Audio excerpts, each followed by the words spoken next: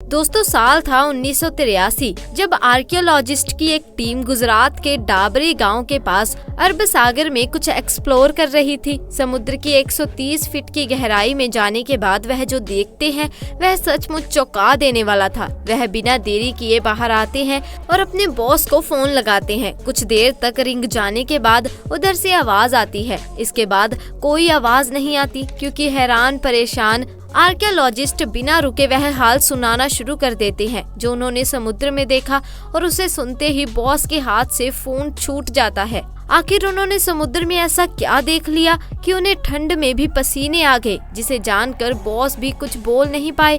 जानने के लिए चलिए हमारे साथ अरब सागर के उसी गहराई में समुद्र में उठती इन लहरों को देखिए, जिनमें जितना शोर है उनके अंदर पसरा है उतना ही सन्नाटा, और इस सन्नाटे और उसी सन्नाटे में दफन है न जाने कितने ही रहस्य। समुद्र के नीचे आज भी कई ऐसे राज दबे हैं जिनके बारे में किसी को कुछ नहीं पता। कुछ साल पहले अरब सागर की गहराई में ऐसी ही एक साइट खोजी जिसे देखकर हर कोई हैरान था। दरअसल वह एक भरी पूरी नगरी थी, ऐसी नगरी जो इतनी खूबसूरत थी कि जिसे कोई एक बार देख ले तो बस देखता ही रह जाए। ऊंची ऊंची दीवारें, बड़े बड़े गेट और उन पर की गई नक्काशियां, सड़कें, भव्य महल, पूरा वेल प्लेड शहर जो आज के शहरों को भी पीछे छोड़ दे। समुद्र की गहराइयों में ऐसी नगरी देखकर आर्कियोलॉजिस्ट हैरान थे। आखिर ये नगरी यहाँ पहुंची कैसे और यह कितनी पुरानी है, यह अब सवाल उनके मन में भी थे, जिनका जवाब ढूंढने के लिए उन पत्थरों के सैंपल लिए गए और कार्बन डेटिंग से पता चला कि वह पत्थर महाभारत काल के हैं और यह वही नगरी है जिसके बारे में महाभारत में भी बताया गया है, यानी श्री कृष्ण की नगरी, द्वारिका नगरी, जिसे भगवान श्री कृष्ण ने समुद्र किनारे बसाया था। अब आप कहेंगे कि हमें कैसे पता चला कि यह द्वारिका ही है? इसका क्या प्रूफ है? क्योंकि द्वारिका जो गुजरात के जामनगर जिले में अरब सागर के तट पर बसा एक छोटा सा शहर है, जिसे भगवान विष्णु के 4 धामों में से एक माना जाता है, जहां हजारों कृष्ण भक्त दूर दूर से दर्शन के लिए आते हैं। अगर वह द्वारका है तो फिर यह क्या है? दरअसल श्रीमद् भागवत पुराण के 10वें अध्याय के अनुसार कंस का वध करने के बाद भगवान श्री कृष्ण यादव वंश के साथ मथुरा में रहने लगे, लेकिन कंस की मौत का बदला लेने के लिए उनके ससुर जरासंध ने मथुरा पर 1 या 2 बार नहीं बल्कि पूरे 17 बार अटैक किया। बार बार हो रहे इन आक्रमणों से न केवल मथुरा की प्रजा परेशान थी बल्कि श्री कृष्ण भी दुखी हो चुके थे। इसीलिए उन्होंने अपनी प्रजा की रक्षा के लिए मथुरा से कहीं दूर जाना ही सही समझा और वह अपने परिवार और पूरी प्रजा के साथ मथुरा से 1285 किलोमीटर दूर अरब सागर किनारे जा पहुंचे और उन्होंने विश्वकर्मा को समुद्र के ऊपर एक नगरी बनाने का आदेश दिया, लेकिन समुद्र देव की मर्जी के बिना यह पॉसिबल नहीं था। इसीलिए भगवान श्री कृष्ण ने समुद्र देव की पूजा की, जिससे खुश होकर समुद्र देव ने अरब सागर के बीचों बीच 12 योजन यानी करीब 153.6 किलोमीटर धरती गिफ्ट की। इसी भूमि पर भगवान विश्वकर्मा ने विशाल द्वारिका नगरी का निर्माण किया। यह एक ऐसी नगरी थी जो आज की वेल प्लान्ड सिटीज को भी मात दे सकती थी। ऊंची दीवारें, बड़े दरवाजे, बगीचे, तालाब, सोने का महल, सब कुछ बेहद ही खूबसूरत तरीके से बनाया गया था। और इसी नगर के बीचों बीच था श्री कृष्ण का महल, जो बेहद आलीशान था। पूरे यादव वंश और पूरी प्रजा को यहाँ पर बसाने के बाद श्री कृष्ण वापस मथुरा गए और जरासंध से युद्ध किया। उनका वध करने के बाद वह अपने परिवार के साथ हंसी खुशी रहने लगे। लेकिन कहते हैं ना, यहाँ कुछ भी कांस्टेंट नहीं रहता, सुख दुख आता रहता है और श्री कृष्ण भी इसी चक्र का हिस्सा थे। दरअसल कुछ समय के बाद पांडवों और कौरवों के बीच युद्ध शुरू होता है, जिसमें भगवान कृष्ण अर्जुन के सारथी बने। 18 दिनों के भीषण युद्ध के बाद आखिरकार पांडवों की जीत हुई और यहीं से शुरुआत हुई खूबसूरत नगरी द्वारका के सर्वनाश की।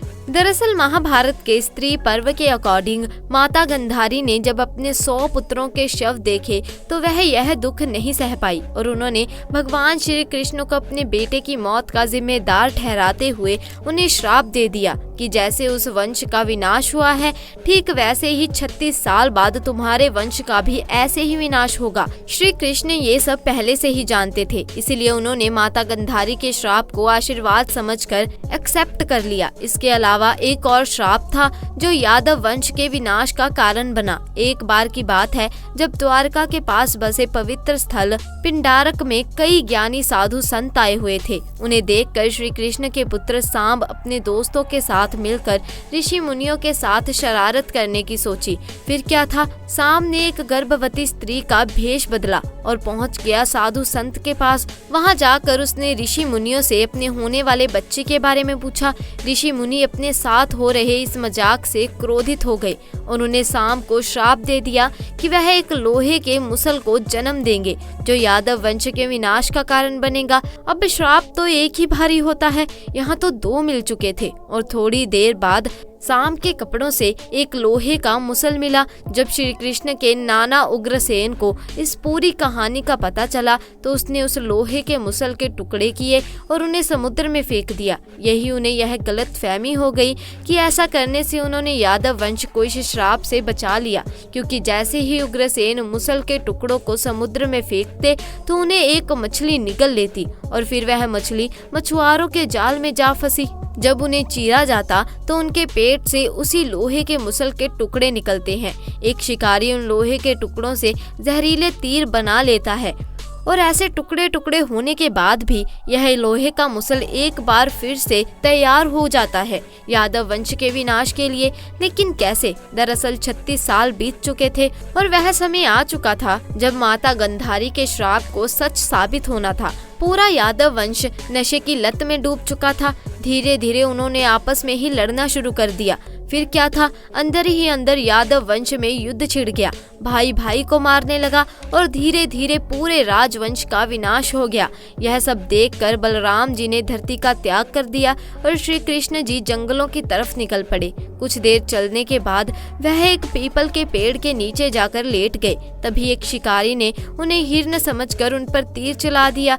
यह वही शिकारी था जिसने मछली के पेट से निकले टुकड़ों से तीर बनाया और यह वही जहरीला तीर था जो लोहे के मुसल से बना था। जैसे ही यह जहरीला तीर श्री कृष्ण को लगा तो उनकी मौत हो गई और उन्हीं के साथ पूरा यादव वंश खत्म हो गया। जब अर्जुन को इसका पता चला तो वह दौड़कर द्वारका पहुंचे, लेकिन तब तक वहां सब कुछ खत्म हो चुका था। पूरी द्वारका आग में जल रही थी। इसके बाद अर्जुन ने जैसे तैसे खुद को संभाला और जलती हुई नगरी से लोगों को बाहर निकाल दिया। खाली होते ही द्वारिका नगरी हमेशा के लिए समुद्र में समा गई। अब आपका द्वारका को लेके जो कंफ्यूजन है उसको भी दूर करते हैं। दरअसल आज द्वारिका को दो हिस्सों में बांटा गया है, द्वारका और बेट द्वारका। द्वारका समुद्र के किनारे बसा एक छोटा सा शहर है और बेट द्वारका अरब सागर के बीचों बीच बसा एक द्वीप। काफी सालों तक तो बेट द्वारका को माइथोलॉजी या पौराणिक कथा मानकर निग्लेक्ट किया जाता रहा। इसका रीजन यह था कि हमारे पास ऐसा कोई प्रूफ नहीं था जो पौराणिक कथाओं में शामिल इस खूबसूरत सी नगरी को असली साबित कर सके। 1930 में अरब सागर में खोज की और इस दौरान बेट द्वारका के कई अवशेष मिले। फिर 1963 में इस आइलैंड पर खुदाई की गई तो कई पुरानी मूर्तियां और आर्टिफैक्ट हाथ लगे। फिर कई इंटरेस्टिंग थ्योरी सामने आई जो इस बात का सबूत थी कि श्री कृष्ण बेट द्वारिका में अपने परिवार के साथ रहते थे। लेकिन यह छानबीन यहीं खत्म नहीं हुई और 1983 से 1990 के बीच under water archaeologist doctor SR Rao और उनकी टीम ने इस मिशन को कंप्लीट करने का बीड़ा उठाया। यह टीम काफी दिनों तक खोजबीन में जुटी रही। इसके बाद उन्हें पानी के नीचे एक खूबसूरत नगरी के अवशेष मिले, लेकिन यहाँ पर भी सवाल वही था कि क्या सच में समुद्र की गहराई में जो अवशेष मिले हैं वह श्री कृष्ण की नगरी द्वारका ही थी। इसका पता लगाने के लिए आर्कियोलॉजिस्ट ने उन पत्थरों की कार्बन डेंटिंग की। कार्बन डेंटिंग से करीब 50,000 साल पुराने किसी अवशेष के बारे में पता लगाया जा सकता है कि वह किस युग का है। डॉक्टर नरहरि आचार्य ने महाभारत में मेंशन ग्रहों की स्थिति एस्टेरॉयड के जरिए यह कैलकुलेट किया कि महाभारत का युद्ध 3120 BC में बसा हुआ था और महाभारत के अनुसार इस युग में ही द्वारका का भी निर्माण हुआ। जब पत्थरों के कार्बन डेंटिंग की गई तो पता चला कि यह पत्थर उसी समय के हैं, लेकिन पत्थरों का क्या है वह तो किसी भी युग के हो सकते हैं। और इससे ये कैसे पता चल सकता है कि द्वारिका के ही अवशेष हैं? इस बात को प्रूफ करने के लिए आर्कियोलॉजिस्ट खुद गए अरब सागर में और समुद्र में मिली ऐसी नगरी का एरिया मापन शुरू कर दिया। और शायद आपको आपको जानकर हैरानी होगी कि इस नगरी का मेजरमेंट 12 योजन यानी कि 153.6 किलोमीटर का था। भागवत पुराण के अनुसार यह उतनी ही जमीन थी जितनी समुद्र देव ने श्री कृष्ण को द्वारका बसाने के लिए दी थी, और यह इस बात का सबूत था कि यह श्री कृष्ण की नगरी द्वारका है और समुद्र के नीचे आज भी यह खुदाई जारी है। तो यह थी कहानी श्री कृष्ण की नगरी द्वारिका नगरी की। दोस्तों, देखा जाए तो द्वारिकाधीश मंदिर की भी अपनी एक महत्वता है, क्योंकि द्वारिकाधीश मंदिर के गर्भगृह में चांदी के सिंहासन पर भगवान कृष्ण की श्याम वर्णी चतुर्भुज प्रतिमा विराजमान है। यहाँ उन्हें रणछोड़ जी भी कहा जाता है। भगवान हाथ में शंख, चक्र, गदा और कमल लिए हुए हैं। बहुमूल्य आभूषणों और सुंदर वेशभूषा से श्रृंगार की गई प्रतिमा सभी को आकर्षित करती है। मथुरा से निकलकर भगवान श्री कृष्ण ने द्वारका क्षेत्र में पहले से स्थापित गंडहर बने नगर में एक नया नगर बसाया। ऐसा कहा जा सकता है कि भगवान कृष्ण ने अपने पूर्वजों की भूमि को फिर से रहने लायक बनाया। तो दोस्तों, आपका आज की इस जानकारी के बारे में क्या कहना है, हमें कमेंट सेक्शन में आके जरूर बताइए। और अगर आपको आज की ये वीडियो पसंद आई तो इसे लाइक कीजिए, अपने दोस्तों और रिश्तेदारों के साथ ज़्यादा से ज़्यादा शेयर कीजिए। और अगर आप हमारे चैनल पर नए हैं तो चैनल को जल्दी से जाकर सब्सक्राइब भी कर दीजिए। जल्द मिलेंगे ऐसी ही नई जानकारी के साथ, तब तक के लिए आपका बहुत बहुत धन्यवाद।